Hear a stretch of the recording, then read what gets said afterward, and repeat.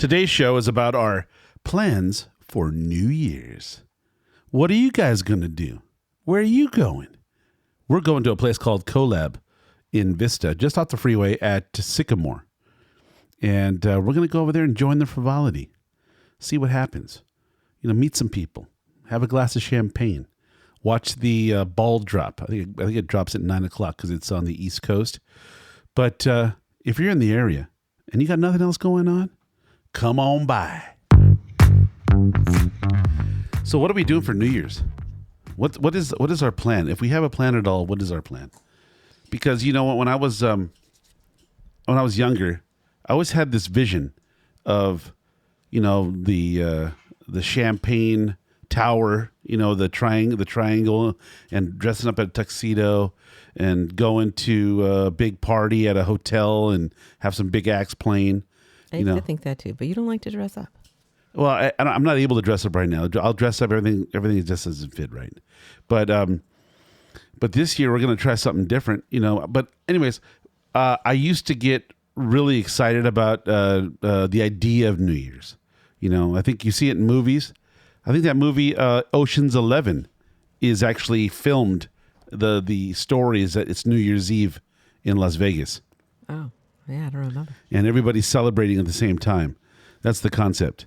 And all the casinos are having their midnight splash, And during this extravaganza, this big, crescendo in the movie, they pull off the heist of a lifetime. See, and when I think of New Year's in movies, I think of When Harry Met Sally. And what are they? Okay, going to like a hotel party or? That's when you said it, I was thinking, yeah. I mean, that's. Yeah, I haven't. Huge. Have we ever done that? I mean, have we ever done anything for New Year's other than, champagne and parties? Yeah. Not at a big hotel. No. Yeah. Mm-mm. Yeah. Well, I had this. Also when I was young, I think I had a vision that I'd go to New York City and stand in Times Square and be a part of that melee. Yeah. But that freaks me out. That is like. Yeah. That terrifies me in many ways. Yeah. I don't like being in crowds like that because smashed up against other people. No, I don't want them touching me like that. You know me, I'll get into a fight. Yeah, that would not work well. Not to mention these people just pee right where they are. They do. That's what I hear. No, yeah. How are you going to get to a bathroom? You're stuck there. Yeah. You can't get out, and if you get out, you have to go. Hey, come with me because I ain't getting back to where I was. Right. Okay. So yeah, I get it. They wear diapers and whatever. That's crazy. That's crazy. Truth. I swear I've heard it. Many people say this. That's gross. I know. That's why I'm like, no, not me. I think as a kid, though, you glamorize it, because yeah. I remember going to the Hollywood Christmas parade as a child. Oh. My aunt would take us and we'd go and it was like a thing, like you go and is it still around? I'm sure it is, right? I have no idea. I'm not a parade person. Yeah. I'm standing there in a big crowd. No, I get it. I get it. I mean, when I was younger, I used to, I don't know, I was too dumb to not I've been to that. I've been to the parade at least once in my life. And I liked it. I was a child. I liked it. I mean, I don't remember liking it. I liked the camaraderie of it because it would be all the, my family members. We'd all get into a car or several cars and park along the road there on Hollywood Boulevard or whatever it is. People go and they like camp out kind of thing. Well, they used to. I don't even know if it's around anymore. I'm sure. I don't know. But that would not be something my parents did. You know what I mean? Yeah. That's not their thing. It's early. You have to get there and camp out and it's cold and have to get warm jackets and blankets and bundle up. We don't like being cold. Yeah. Yeah. So I can't see. Yeah, I could never see us doing it. I actually did that. I mean, granted, it's a little town one here that I took the boys to. It's not about the inconvenience part. It's just the experience part because I do have a fond memory of it. I remember at some point in my life, we camped out near the what's the name of that museum in LA called the Norton Simon. Oh, yeah. Pasadena? The Norton Simon Museum. Mm-hmm. And it was probably the Rose Parade or one of those. Yeah. And I remember, let's see, what was it? There was the Norton Simon used to have, what's her name? Famous model, early model. She would come on the commercial and she'd say a slogan about, she named off all the different artists. You know, I don't remember. But I mean, I liked I liked the effort put into it. You know, it wasn't so much about, you know, sitting there and being cold, but it was like you were with, you know, people you like supposedly, and you know, anything could happen. It was just kind of the things that could happen. Yeah, I remember one year being at the Pasadena Rose Parade, and the float, part of the float broke off in the middle of the thing. It was just, but it was like a thing, you know. And plus all the effort. You think about all the flowers they put on those things. This kind, I don't know. It's just it's something to do. Like, you know, I remember being when we came to San Diego. I always said I'd be driving down the freeway going, "There's just got to be more to do as an adult human than to go to hang out at people's houses or go out to eat," you know. Or go bowling. There's just when you get to be an adult, there's just a certain short list of things to do, you know, like before you have kids, you know. Let's say you're 30 and you live in a town, there's just a handful of things to do. You know, I mean, I was young, I used to love going to a bowling alley and spending the day almost. You know, you could go for breakfast in the diner, and you go for bowl a few games, and then you could go play some video games and meet some friends and come by. You could even have lunch there and dinner. The whole day you could spend in a bowling alley. I guess I liked that sort of thing. But as an adult, how many things are there to do? You know, what excitement do you get in a normal life? You know, you just live in the town, you have a job, whatever. Where are you going? So an exciting thing to do is to get a bunch of your knucklehead friends together, right? And get up at 3:00 in the morning or 4 in the morning and pack into the car and go down to camp out on the street with, you know, everyone's got it, you know, get their thermos full of coffee and, you know, a cheerful, kind of enthusiastic camaraderie. You know, everyone's kind of cold together, you know, and you're ordering food. Give me 25 of those Egg McMuffins for your buddies, you know, and you know, just see, but it's like, yeah, you're going there to do all that stuff. You could just do that at home with all your friends. You know, no, I know it isn't the same though. Yeah, it's not the same at all. I don't know. No, I'm saying, like, you know, you have this, you know, again, this mentality of, well, everything's best inside your home where it's warm, safe, and there's a refrigerator. But sometimes it's like you want to get something going. You want to have that thrill, that inconvenience, that breaking up the monotony of just sitting on the couch, you know. So I guess that's what it was when we were kids. You know, when I was younger, my brothers and sisters used to get a bunch of friends together and go suffer. You know what I mean? So, yeah, no, it's something to do. It's an event. It's hey, we want to go to the parade, and you know. But New Year's to me, like you said, it was a lot like the movies. You know, where everyone's kind of dressing up in a tux and going down to the Sheraton, you know, or whatever, and you know, sipping champagne until the big evening or the big year, and you're making your New Year's resolutions, and you're promising things that you know to other people that you know want to do, haven't done, will do, and then the you know, you're not supposed to be promising to other people. You're supposed to be absolutely promising to yourself. Yeah, but it's also, well, you make that New Year's resolution, right? It's you resolve to be better, do better, cut out the BS, you know, with your habits, whether it be you're there drinking your night away, and you're like, oh, I'm not going to drink so I'm not going to drink so much. I'm not going to drink as much coffee. I'm going to stop smoking cigarettes. I'm going to eat better. I'm going to go to the gym, right? And I'm going to have quinoa salads and what do they call those, ginger shots? You know, I'm gonna get my fibromyalgia under control. You know what I mean? I don't know. I don't know what that is. Hey, do you know that fibromyalgia is so funny? Because I remember at the same time that I, you know, heard it, they were talking about people that had like wires or threads under their nails. Do you remember that? No. That whole. Yeah, it's kind of funny. I don't know. Anyways. New Year's to me was always the idea of New Year's was always so exciting. You know what I mean? But when you think about it, what is it? You're going somewhere with people you like, supposedly, and there's going to be a flowing of alcoholic beverages, and there should be something to eat. And you usually are dressed up, trying to look suave and debonair, and you know, and you go down to a spot and you be a part of the energy. right? And that's kind of what's going to happen this year for the first time in 1 million years. We're going to go down to a spot that's local to us, and we're going to go be a part and be merry, you know. Mm-hmm. And Are you going to dress up? You know, the problem is my tails are at the cleaners. You know what I mean? You got a couple days. Yeah, I'm going to look around, see if I find my old tuxedo. Maybe I'll get it out of mothballs and I'll wear it on an arm. You know what I mean? I'll dress up my arm nice, you know, with a tie and everything. Just be great.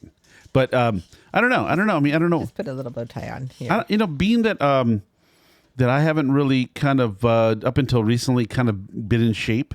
I haven't attempted to be in shape. Yeah, my clothes are. I'm in the transitional period between giant tub of guts and medium-sized tub of guts. I'm going that direction. So I haven't reached my goal, and soon enough. Who's eating? Some of the dogs. Okay. Yes. Dogs are eating. If you can hear it. Anyways, if you're, and also, you know, there's another buddy of mine, Aaron Krebs from Inkwell in Burbank. He's having a New Year's splash, a little soiree in which to speak of. So, but the local one to us here in SD is going to be at Colab in Vista, and they have some stuff in a brewing there. But there's a few things there. I was going to say, I wonder. I've never really looked to see what it was. I just knew that. Well, I imagine. Okay, what I understand, there's going to be a champagne tower. So are you serious? That's what the I don't know. I heard that somewhere, or it's in the in that flyer I sent you, or the one. Send me a flyer. No, okay. Maybe I'll send it to you now. I don't know. That's why I'm looking them up. Yeah, look on their site, on their Instagram page. I think they have a listagram. I was going to their website. They have a list of things they're going to be doing, but I think there's going to be live music. Of course, there'll be what's it called? I can't think of the name of the.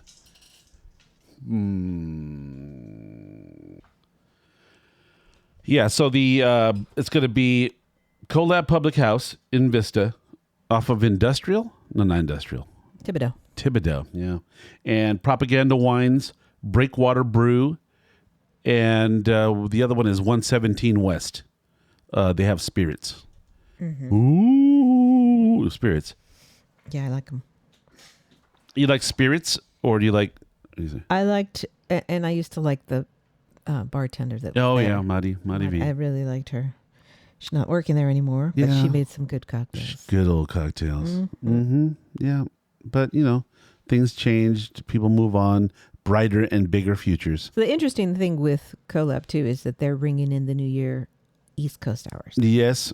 So their event's going to end technically at what, 9:30 or 9? 9:30. 9. Let's see. What did it say? Which is kind of good, especially for the old people or people who have kids, whatever. You can still, you know. Their balloon drop is at 9 for the East Coast ball drop. Yep. And that's another thing too. When I was a kid, it was kind of exciting with the whole Dick Clark, New Year's Rockin' Eve. Mm-hmm. And I don't know, they just built up a really good, excitement with it. I don't know who was even doing that now. What is it? Probably like you don't know who's doing it? What? Ryan Seacrest took over. Yeah, I don't follow. I haven't followed since Dick Clark left. And again, it's just because I was accustomed to him, and I don't know. I mean, I'm not a what's it called? You don't stay up late anyway. I mean, you're not. I'm not typically up past 10:30 at the very latest. I was on a rare occasion I can be up till 11, but not. Yeah, I don't. I used to watch. Well, yeah, I used to watch that one. But you know who who also does one that has been funny, has made me laugh. Is Anderson Cooper and Andy Cohen. Who's Anderson Cooper? Anderson Cooper. He's the reporter, CNN reporter. Anderson Cooper. Yeah, white hair, all white hair. Oh, Anderson Cooper. Okay, I don't know. So he's a Vanderbilt. Yes. Okay. Yes. And his and Andy Cohen, they're like best friends. So they do a show. Okay. Cohen used to do it with what's her name, Kathy Griffin. Okay. And then she got canceled, and so Anderson took over. But it was funny a couple years because Andy Cohen always gets Anderson Cooper drunk on air while they're filming. So I don't know. I thought it was funny. He does it intentionally?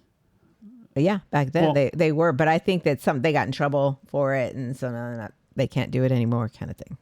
I don't know. Yeah. Okay. How did they get in trouble? Because you're supposed to be putting on a show and what did he act the fool? It. He acted the fool, and he has the funniest giggle, like when he laughs. Who? Anderson Cooper. Okay. So Cooper. Is it Cooper? So I think they still do it. Okay. I kind of stopped watching. Yeah. Well, because I'm never up that late. Like midnight, I can't like be swigging back the old champagne and then be up until like midnight, and it's anticlimactic at that time.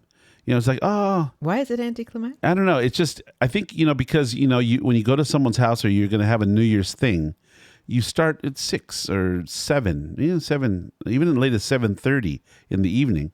Even some food, a couple of cocktails, some carousing, and then that from 7:30 to midnight. How long is that? That's 4.5 hours of carousing and drinking and whatever. And plus, you know what? I'm an early riser. So to get that second wind to push till midnight after consuming some beverages, you know what I mean? A couple of pops, and a cigar and whatnot, big meal. And then you're going to what? And then what? You get to midnight, the ball comes down. You're like, Happy New Year. And then what? You drive home at 1? No. I smartened up. I smartened up a long time ago. I don't get on the road. To go anywhere unless under the worst duress, past 10 o'clock. If you said to me right now, you don't leave. You mean past? Typically, I like to. I don't like to be on the road past 10. Well, you do it. I take you out. Yeah, but that's we get home 10, 11, some of the latest 11. You know what I mean? It depends, yeah. But I don't like to be on. And we go do stuff. Let's say we go to a comedy club and we go out to dinner, and then we go for drinks and music and whatnot. You're home at midnight, and okay, I understand, but it's not with any regularity, and I don't like to do it. It's true. It's not with regularity. Like maybe you splurge once a month. You're out. It's not something I like to do because you know what, the crazies are out. They know what they say. Nothing good happens after 10 o'clock. No, that's not the saying. What is the saying? I don't know. I thought it was nothing. I guarantee after you. midnight, but whatever. It's after 10 o'clock. I mean, to be honest with you, there's nothing going on that you have to leave the house for after 10. Well, that's why this particular event is going to work well for you. Oh yeah. You're going to celebrate East Coast hours. I'm going to celebrando. You'll be done by 9:30. Done. Home by 10. Easy peasy. Yeah. So that's a good thing. Yeah, no, it's good. It's good. I mean, it was always confusing to me because they dropped the ball on the East Coast, and then people would wait up until midnight California time. I'm like, it's already done, bro. It's not done. That was done 3 hours ago. You know what I mean? Like, who we fooling? California time, East Coast time. Everybody believes New York is the center of the center of the universe. It's like, oh, New York City. I don't know. Anyways, this should be fun. Colab in Vista with all the music, the Breakwater Brew. Yeah? No. Not Breakwater. Yeah.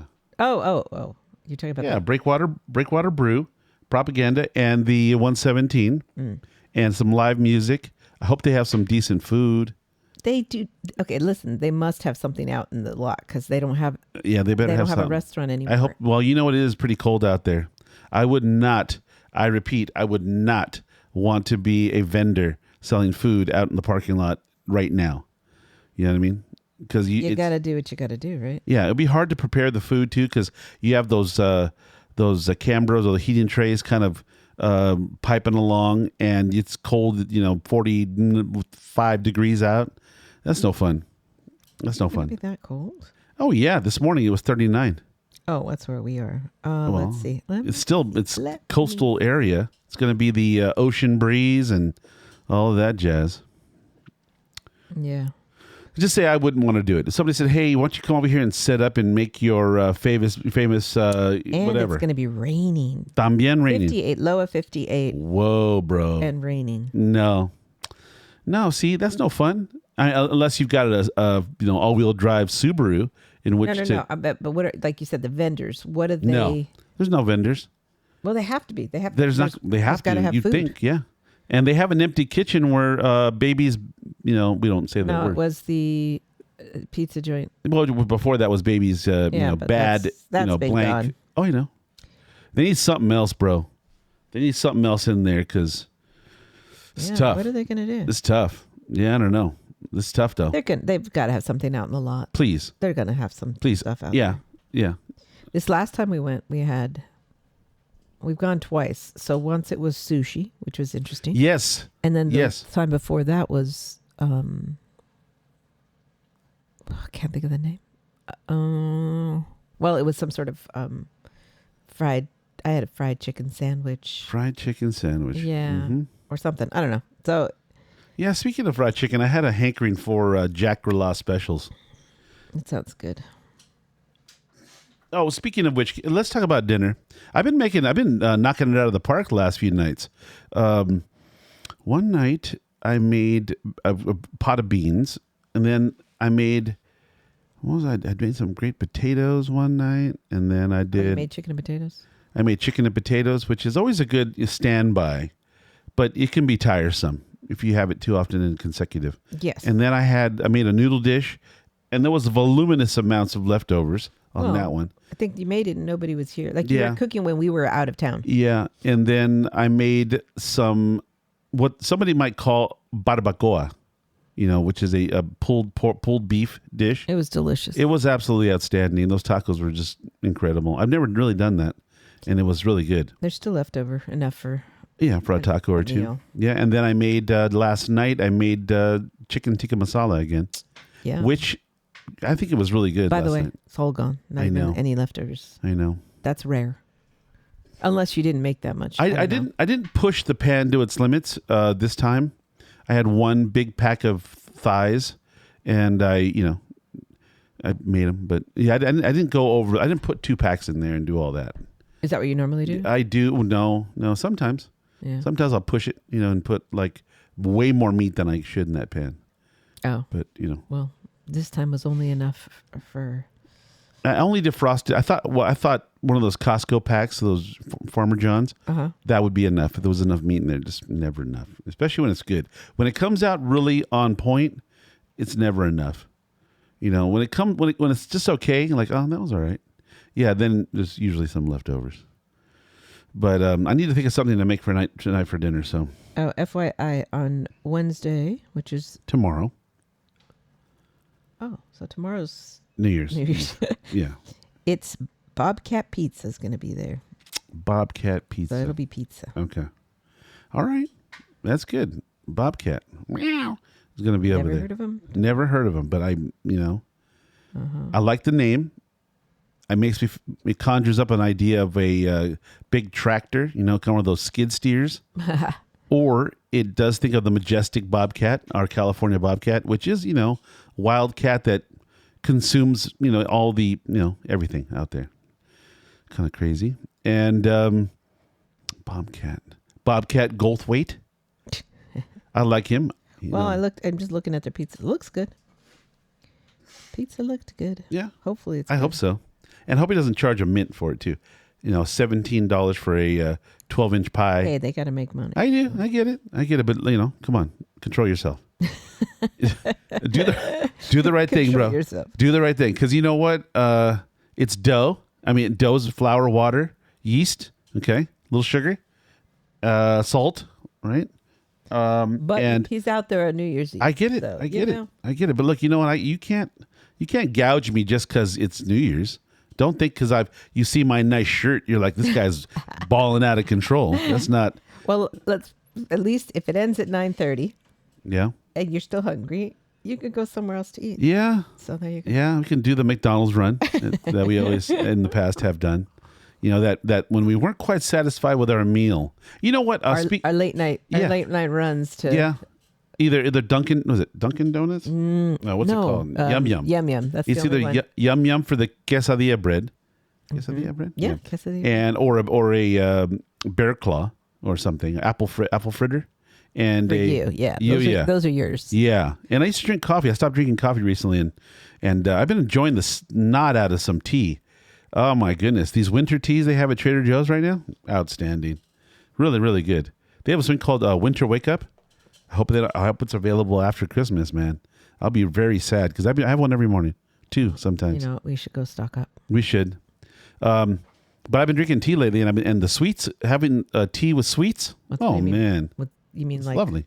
Dessert? Yeah, like I bought some at Costco. I bought some of that pack of Italian cookies. It was $10, and it had all this variety of cookies. Man, oh man! Really? It's I think it's to me better than coffee. I honestly think it's better than coffee. And again, maybe it's just my personal taste has changed, but yeah, I enjoy that. Honestly, I was kind of addicted to coffee in a bad way. I would drink. Oh my god, I don't even know. I don't even know how many cups of double shots of espresso I would have in the morning. Yeah, it's a lot. I was actually concerned about 5, the amount. 6, 7. I don't even know. Yeah, I remember, but it was such a comforting thing. You know, it's a cold morning, or you're waking up, and you just have it's easy. No, I agree. I drink one. I don't know how you do so many. Push that button, and it comes out, and this beautiful brown elixir comes out of it. Amazing. Yeah, But the tea, but you drink it really fast. Like you would drink your coffee pretty fast. Well, I'm a big fan of hot things staying hot and cold things staying cold. Well, no one's disagreeing with you. And the problem with espresso, oftentimes, typically you go to someone's house, they usually don't have, espresso cups. They have a coffee cup. And a coffee cup, this is what I've surmised. I already know what you're going to say, but all right. But the big cup, right? A lot of surface area. Yep. Very open. Little small amount of scalding hot coffee.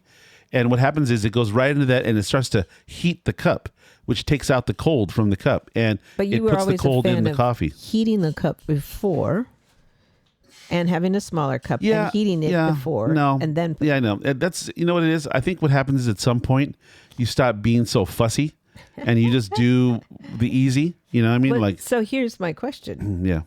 There's teacups, right? And those teacups have lids on them, like the ones you have. The one I have, Why couldn't you just make a coffee in there and put the lid on it and drink it slowly? No, I don't want the coffee. I mean, I'm over the coffee. No, it's better for you. Oh, I don't know. I have a question. How many cups of tea do you have in the morning? Like as many as 2. Oh, see, so you're doing way better. Oh, yeah. Well, honestly, I think it might be helping me hydrate as well. Yeah, because it doesn't coffee dehydrate you?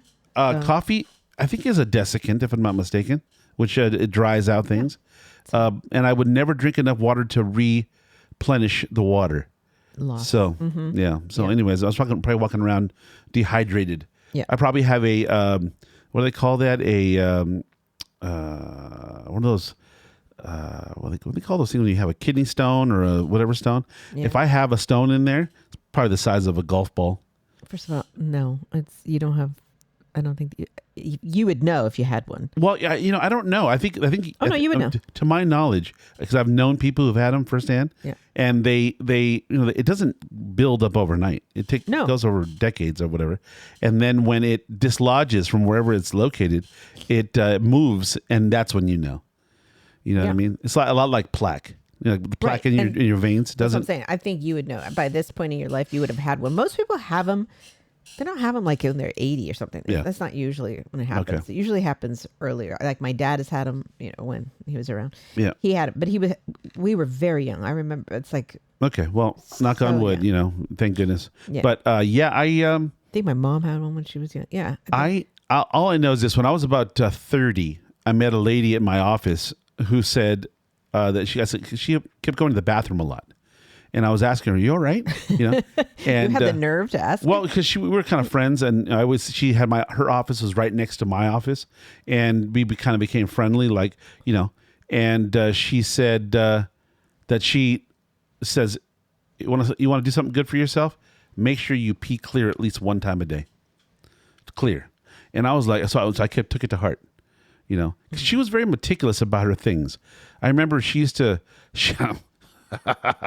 She told me one time she set aside a budget for her car, and she would go get her car serviced monthly. Yeah, Monthly? and yeah, because it was like she had a BMW, and she would say, "Yeah, I want my car working in tip top shape." So she had she set aside money just for the car to go get stuff done, so it would be in tip top shape. Yeah. No. I don't think that's necessary, though. Do you? Well, you know what's weird? So just coincidentally, I mean, this is off subject, but my buddy, one of our friends, he sold a car recently, and it was my dream car.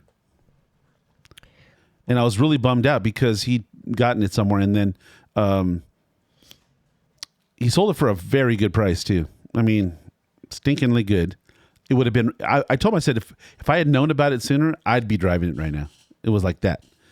And it was like, I think, a 1999 or 97 BMW estate wagon, they call it in England, which is a wagon. And it was charcoal gray. Interior looked great. He said it ran like a champ. And it was a very, very attractive price.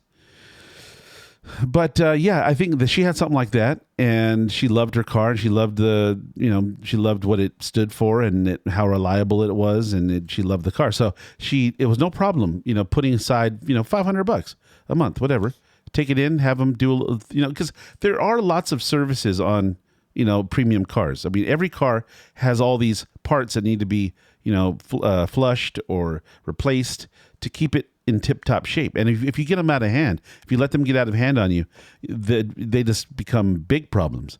So I don't see... Yeah.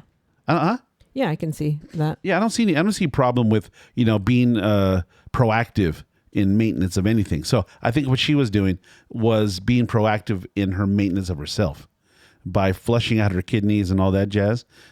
She, made sure that there would be no problem down the line. I'm a big fan, though, of preventative maintenance on anything. I'm shocked I haven't had like kidney stones because my entire life. Knock on wood. Go ahead and knock on your wood. Yeah, where I don't have wood. Find some wood, bro.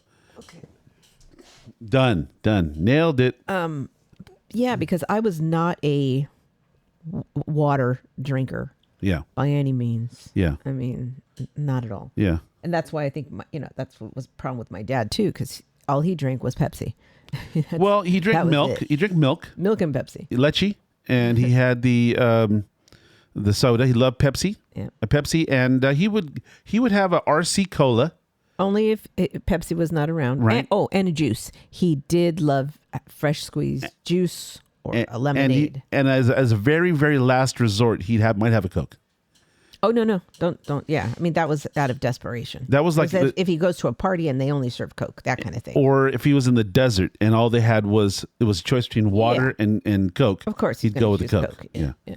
So no. So water. So drinking water, I think, is really important. As a matter of fact, I've been going in the sauna a lot lately, and the only way I think what's allowed me to continue in the sauna as long as I've been going like 30 minutes sometimes, and the only thing that keeps me in there is that cold water, because I'll be in there and I'll feel like, because I'm sweating through my shirt. Yeah. So I'll take a big slug of water. I keep it coming. Oh man, that keeps me going. I think. I think it contributes. Yeah, because I tend to drink at least once when I'm in there. Just take one big gulp and then back to. Yeah, no, chill. I need to be distracted. I need to be distracted from all the pain and the sweat. And yeah, you look at being in that sauna. I realized I'm like, I can't go in the sauna with you anymore because it's too distracting. I go in there for relaxation and tranquility. Okay. I go in there to service my body. And so, like working out, when I go work out, I don't think of it as a leisurely thing. It has to be done with intensity and with purpose. And sauna, same thing. It's a rejuvenative and reparative thing. Yeah. And nothing to do with relaxing and laying there. Yeah. No. I like that. I heat it up. No, I get it. I use my steam. I get it. And then I just sit back and relax and try. Like you said, because it can be almost painful, right? Because you're in this super hot sauna and can almost be a little bit painful. So I just try to clear my mind, try to let it go. It's almost like a meditative. That's where I try to just not focus on the pain of it. Right. No, I try get to it. enjoy it. I like the idea that, like, if you're not sweating, like if you're not going out, hiking and biking and whatever, you're not going to sweat that much. And I think a lot of people do. They don't like to sweat because then you sweat through your shirt and then that's you have to change yeah. your clothes. I'm one of those people. Yeah. I don't like to do it. Here, I'll do it because I'm barely wearing any clothes and I soak. Yeah. I'll soak through all the clothes. But I have to think what it does for you is I have to think that it kind of helps you purge the toxins. I agree. Whatever. I mean, I hear that the toxins. I don't know. I think it has to. I think whatever it does, what you would normally do during a big workout, it does that in the sauna. And I think that's maybe because I'm one of those people that doesn't really like to. I don't like cardio. Yeah. I admit it. I hate going out and jumping around and doing all this stuff. I don't like it. I like to my workouts to be efficient now, right? So especially because I didn't grow up in a as a really super active sports person where I got, had to do a sport. Yeah. I didn't do that. So I really only started working out late now in the last couple of years. Yeah. And I needed to be efficient. I think that you need to do that. And then again, this is my observation from a distance, is that I think you need to up your intensity. And I think you need to start taking on more protein. That's my guess. You're probably 100% right. Yeah. I'm not even going to deny it. You got to be right because my kids have said the same thing to me. It's like, well, this is what I've noticed, right? Because I'm an older cat, and I've been out of shape for decades. And a few years ago, I got on the TRT, because I wanted that. I wanted to put some chisel, up in the deal. But I wasn't. It made me more alert. It made me more cognizant. It made me more kind of. Aggressive. Oh, sure. I mean, yeah, because I think what people interpret as aggression is your ability to, oh my God, interpret laziness and weakness is less. It's just because you're like, come on, let's go. What are we waiting on? Oh, well, excuses are at a minimum. You just want no excuses. Come on, let's get it done. Let's go. Yeah. Sure, absolutely. I think that's a good thing, though, because you get stuff done. You know what I mean? Rather than going, oh, I don't know. Yeah, you get stuff done. So I'm back on the TRT, and I'll tell you this. I have some grunt in my workouts that I don't think I've had since before the boys. Yeah. As a matter of fact, I went from when you were going to the gym, though, like recently. No. When you had joined was that LA Fitness? Yeah. Okay. When we were younger, what? And the boys were younger. Yeah. You weren't intense like. I thought you were like intense like that. Well, the thing about it is, okay. So I had been working out in the maybe 2 months ago. I'd worked out, and I was out here in the front room, and I noticed that it seemed to me that I just didn't want to do it. My mind, I just didn't couldn't get my mind around it. Even when we went to play tennis a few months back or something, just want to know part of it. Yeah. I don't know why, but I just didn't. I don't want it. I just want nothing to do with it. I know. So I went. I'd work out in the front room with dumbbells and do some bench and whatever. And then I noticed that it almost seemed like when I was working out, it was going backwards. You know what I mean? Like I wasn't getting stronger. I was almost feeling weak the next time I'd work out. I wasn't feeling like, I'm packing muscle on. It felt like I was depleting myself in some way. Yeah. Like when you go work out and you try and lift the weights and you just feel fatigued or weak. You know what I mean? So I had worked out with, 35, 45 pound dumbbells for doing some flies. And like a day later, I first of all, I had to really push myself to do it. Like I really had to kind of, threaten myself. You got to get in there. Mm-hmm. And I didn't want nothing to do with it. And then when I would do it, I didn't feel stronger. Like, oh, let me go up to the next level. Let's do some more weight. Let's kind of. Didn't you feel like was that too? Because the next day you felt sore? Because like when I first No, I started don't working feel out, sore. man, I was sore. I Then don't- you didn't work out hard enough, right? I mean, Well, here's the weird part. If I do 4 sets of dumbbells, incline and flat bench, and then I do back and chest, and doing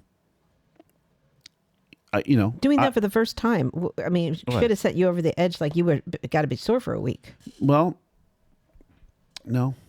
See that's what I think the TRT does is it helps you repair, and it obviously has. Oh no, I thought you were saying. I'm saying this before is with what was happening is I don't think it was repairing. I don't think the muscles were. Well, first and foremost, I don't think I was. I didn't have the grunt that I just mentioned.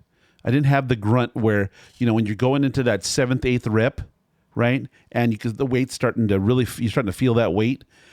I would kind of go, I'd kind of like just go, all right, and I just get it up there. I didn't have that grunt, to kind of push it effectively. So that means my workout may not have been as intense as they needed to be. Mm-hmm. And then the recovery wasn't there because the next time I'd work out, I just felt like I felt like I was lifting the same weights. But I'll say it like this. Since I got back on there, man, it is so crazy because I've gone from 45 pound, well, no, probably starting at 35s. Yeah, I was going to say you started 30 to 35 pound dumbbells to 45. And yesterday, for the first time in who knows how long, I pushed up those 80-pound dumbbells. 80s. 80 pounds in each hand. That's crazy. It is crazy. And I didn't get a full set of 10. But the crazy part about it, if I had a spotter. I was about to say that to you. If I had a spotter, you would have done more. Yeah. If I had a spotter, I think I would have I could have grunted through them, and that's your son's here today. You can have him. That is, well, I'm not doing that today, but anyways, I think I would have grunted through them, and I'm actually looking now at the 90s, like the full set of, because I have those, what do they call them? The rectangular ones, the power block. And I have those, and I have the 90-pound dumbbells. So it goes up to 90? Or it goes up to 90. And that's it? Well, how No, why do you want to go? Yeah, 90. Okay. But you have, what's it called? The big old barbell? I have a bar. What about it? You can put weight on those. Yeah, it's hard because you don't have a bench. You don't have a bench. You mean a proper bench? A barbell bench. Okay. Yeah. Okay. But the 90s, I'm looking at them. I'm scared. By the way, I'm scared because I have seen people smash their face with a dumbbell, and my left arm, which is compromised shoulder, which is compromised from having it dislocated a couple times in my life. But how about don't do it until you're ready? What do you mean? I mean, don't. Oh no, I'm not rushing to do it. Oh. But my brain, it always says that you need to go up. So I am looking forward to. Boy, then I think I definitely do this wrong because mine did. Yeah, I stayed at the same weight for Yeah, I don't think so long. I don't think you know what you're doing because the whole premise behind it is like if you do a lot of reps at the same weight. Yeah, that's what I do. They say that used to give you definition. I don't know if that's true. I think it just makes it twice as long. Okay, but I think the heavier weight. Man, I don't even know what's going on. To be honest with you, I have no idea what's going on. As a matter of fact, I'm going to start working on my legs today and do a full leg workout, and we'll see what happens. But I'm excited about it. I did some stretching yesterday, some leg stretches, and my right leg's a little funky, so I was trying to stretch it out, and it feels better today. But yeah, no, I'm on the track. I'm looking forward to it. As a matter of fact, I felt the feeling that I haven't felt in a dog's age. I felt the feeling after my workout. I was all puffed up, on your shirt. You're feeling all that blood coursing through you. And I said to myself, you know what? I feel like doing core. And in my life, I've never said that. You know what? That is 100% true because you don't ever work your core. I don't like my core. I don't like my core the way it looks, and I've never worked my core because I don't like the feeling. But I said, you know what? It's all in your mind. It's all in your mind. That trigger, whatever's going on in there. It makes you, okay, let's try that challenge. And I think that is also can be applied to other parts of your life, where you're taking on those goals. You now have goals. You have this thing that you want to do, you're now your mind's open to trying. And then the other thing you did that you hadn't done in a while was play tennis, and playing tennis, yeah. And you were not like when I took you out months and months ago. Yeah. Oh no, despised it. Now I took you out a couple weeks ago. Yeah. And you enjoyed the heck out of it. I enjoyed it. Yeah. So something's going right. Anyways, but so tomorrow I'm looking forward to going to this thing, and I've never been for an event, and I'm excited for it.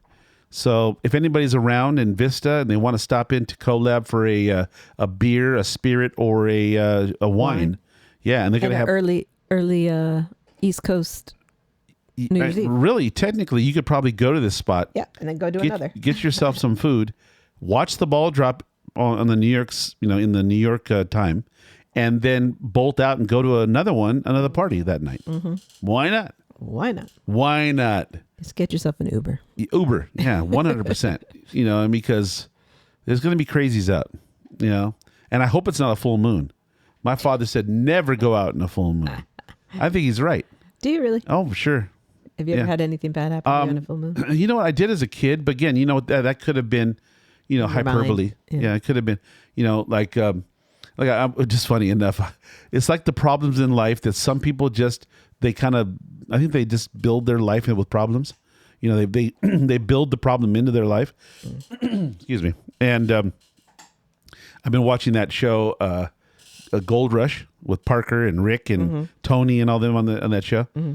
And it just like you look at Parker's situation and his operation, there's a few problems, right? But Rick's problems, there's daily, man.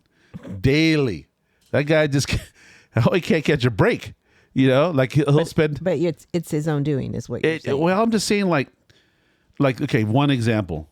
They have this trommel thing that they're used to catch the gold. It has a motor on it that turns the wheel, turns the big drum, and it's electric motor or gas motor. And the belt breaks. This belt, probably 3 feet long, it breaks. And the drama that ensues. Because what are we going to do?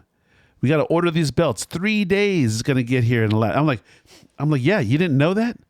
You don't have like a stack of those belts somewhere?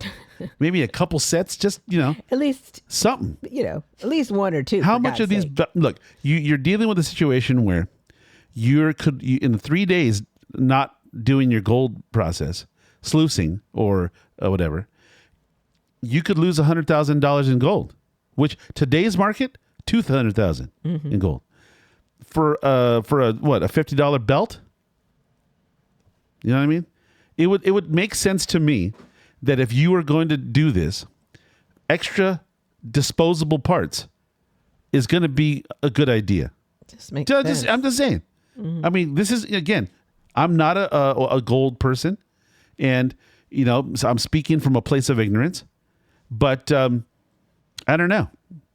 Something tells me that if you have a car that eats up tires, maybe some extra tires might be a good idea. Just saying. At least have a spare. Well, you know that you're what is it? 12 hours from a store. 12 hours by car. And otherwise, maybe invest in a friggin' helicopter that you can go. Helicopter, plane, something. Yeah. But you're 12 hours from the closest store. You're telling me that you didn't think to. How much do you think a helicopter costs? Oh, it's hundreds of thousands, I think. But do you think at some point it's worth it to have one of these things? Yeah, but you got to know. You got to be competent enough to fly one. Sure. You know what I mean? I don't know if anybody over there is. You just because you can operate a loader or an excavator doesn't mean you're a pilot. You know what I mean? I don't know. I don't know. I don't know if I'd trust Rick to fly a helicopter or something. You know what I mean? I don't know if that's a good idea. So, anyways, I don't know. If you guys are going to do something fun for New Year's, let us know, man. Give us some comments in the thing. Tell us where you're going. Maybe we'll go with you. But no, you won't. Yeah, we're coming. We're going to come. And I'm going to put all the drinks on your tab. But I do know that my buddy Aaron Krebs at Inkwell's putting on a shindig. I wish we were there. That sounds like fun. He always puts on a good time. We went that one time. Well, maybe we'll go next year. Well, we don't. We live about 150 miles from them. I'm just saying we could be in LA. Not really. We could be in LA that weekend. No, probably not. It's not going to work. Anyways, but right now we're going to go to Colab tomorrow night, and we're going to eat up some of that delicious pizza at what's it called? Bobcat. Bobcat. You're going to have some delicious pizza. Cross our fingers, and have some champagne and hang out with the people at the Colab and the I wonder Propaganda. what kind of champagne they're going to have, because they don't really have champagne. Oh wait, I talked to who's the owner of Propaganda that we Joe. Talked to Joe, and he says they do have a champagne. Yeah, he told me to try it next time I come in. Okay, that'll be it. I'm guessing no on that. I'm guessing no. The reason why I say no, because that is a lot of champagne that if something were to go wrong, let's say you stack 50 or 60 champagne glasses and you're pouring it from the top and one falls, the whole thing falls. Not only are you losing all those glasses and you're making a huge mess, but you just lost all of your champagne. So my guess is they're going to use some kind of inexpensive Wyclef. That's the one I was trying to think of. Yeah, Wyclef. It's not bad. It's not good, but it's not. It's not really champagne. You know what I mean? It's like it's just sparkling wine. Yeah. But for mimosas or for a little, what do they call that? A splash of sparkling. Mm-hmm. Yeah, it's adequate. Gets the job done. I'm just thinking of Paul Michel right now. Paul Michel champagne, the vintage one, 2008 or something. Man, that would be someday. Someday when I come to power. One day when I come to power and I reign all over the podcast world, I will sip Paul Michel champagne, and we'll do a shoey. You know what I mean? Like with the What's that? Like that guy from the UFC. He drinks beer out of a. Gross. We'll do it out of a stiletto heel. Yeah, that's gross. On New Year's. Come on, you only live once. Well, you do it then. I will. You. I'll give you my shoe. Yeah, you have a stiletto heel. You don't have any. Yes, stiletto. I have one. I do have one still. You don't have any FB pumps. I have one. You got just one? Just one pair. Really? Mm-hmm.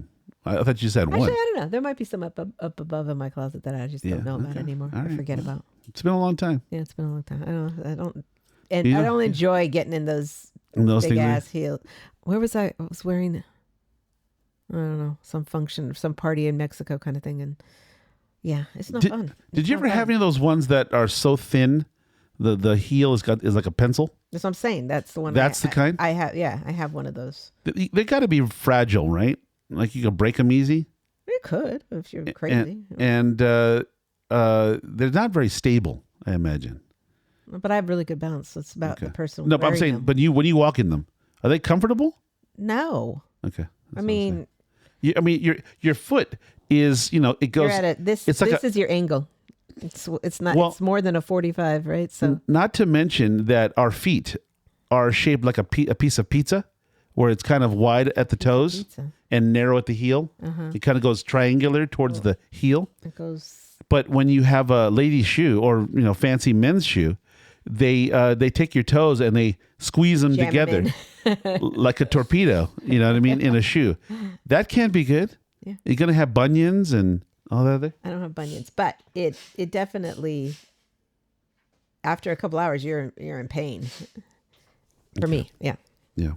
Well, anyways, if anybody's around the North County of San Diego tomorrow, New Year's Eve, we will be at the Colab. Come join us, and maybe we could raise a glass of their Wyclef. Don't say that. You don't even know what they're saying. Whatever they're saying. I don't know what they're saying. I can't imagine that it's going to be something, some Gucci, deal. Yeah, I don't know.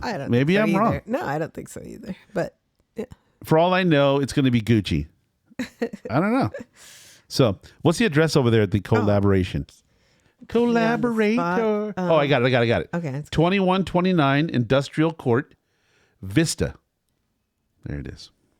Done. Industrial Court. Oh, I yeah. guess that little it's off breezeway. Of Thibodeau. Off of Thibodeau. Just kind of in the same area as the old Burlington Coat Factory. Yeah.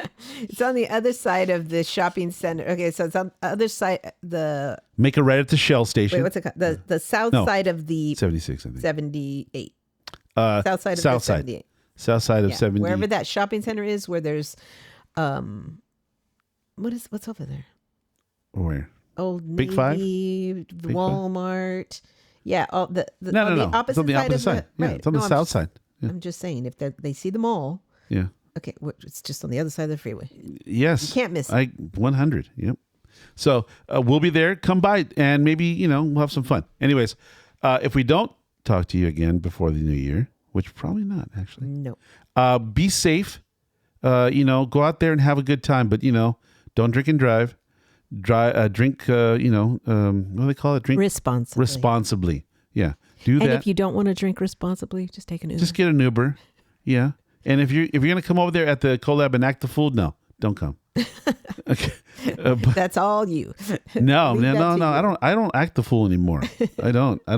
I did all that dumb stuff early on in my life, and now it's over.